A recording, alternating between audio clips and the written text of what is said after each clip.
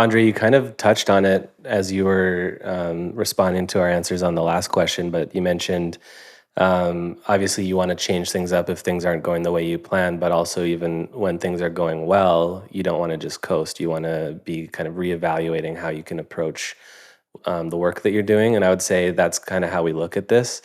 When we're bringing on a new client, we often talk about looking for wins early. You know, we want to find a way to like make a difference as soon as possible and make it feel for the client that their investment is warranted. And that's one thing that we always work towards. But part of that too is also we want to move as quickly as possible to establishing a baseline, kind of like a foundation of the work that we're going to be doing. Like at the very minimum, this is what you can expect for our activities. And one of the reasons we do that is to manage expectations with the client and make them feel like we're getting to a flow, for lack of better words, as quickly as possible. But it also, the baseline is where we kind of measure from in terms of innovating and iterating and trying new things. And as soon as we can establish that baseline of the work that we've been scoped to do, the more opportunity we have to start being creative and thinking of other ideas like campaigns or opportunities and stuff like that. And sometimes, like Mitzi said, they'll get rejected, but other times they'll get approved, and it's a way that for us to make a bigger splash from time to time for the brand. Um, and that's kind of like when things are going well. I would say we've also, some of the biggest learning curves and opportunities we've had to improve have been through things going hard. Not always wrong, but going hard. One example of that is when we started working with one of the biggest health institutions in the US during COVID. And this was like a really sensitive time for hospitals, obviously, because there's quarantine, there's people dying, there's people on like ventilators, and there's tons of people asking questions because we had so limited information. So we started working with this health institution right in the middle of the pandemic and worked with them on some campaigns. But there was a lot of pressure, and it wasn't just marketing, it was also like crisis communications, you know? So we had to learn to not just be like content creators and publishers, but also understand how to respond in a crisis or manage also like more from a PR perspective. But then another aspect that we had never really been forced to be so meticulous with was what I would call quality assurance.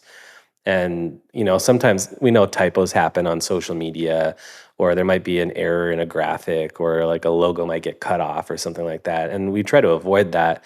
But most of the time it's not mission critical. You know, if something happens, we apologize or we correct it, we figure out what caused it and we fix it for the future. But in this case, with the institution that's like globally known and really in the public eye because of the situation, any sort of mistake was mission critical. So we had to learn really quickly how to create and then constantly iterate a quality assurance system that would protect all of the content that we're publishing. And for an entity like that, it was like at that time like 150 posts a month. You know, it was a crazy volume. So to be able to do a high volume of like timely, high quality content that was like helping people feel at ease during a really sensitive time, and then also make sure that there was no errors, that we were literally striving for perfection. That was an example of a time where things were very difficult, but it gave us the opportunity. We saw it as an opportunity to create a system we never had before to meet the needs of the moment. And now that that workflow still serves us today, and it has allowed us to stand out against our competition for other clients that are less sensitive, but still have a standard of excellence for their content, because we know how to catch those errors and be responsible and take accountability, and make sure that the content is top notch. I don't know what you'd say, Mitzi. Yeah, I'd say for me, like personally, I think one way that I'm trying to be in beta is just like adapting with the industry. I think I decided early in the year, at the beginning of the year, that I didn't want to get left behind when it comes to video content creation, and so I've been like really trying hard to like improve those skills, filming and posting, and it's more of like a muscle I wanted to like flex a little bit and improve, and I feel like I've made good strides this year, and it was really like uncomfortable, and it still kind of feels uncomfortable and hard, and but I think it's important that I just keep trying.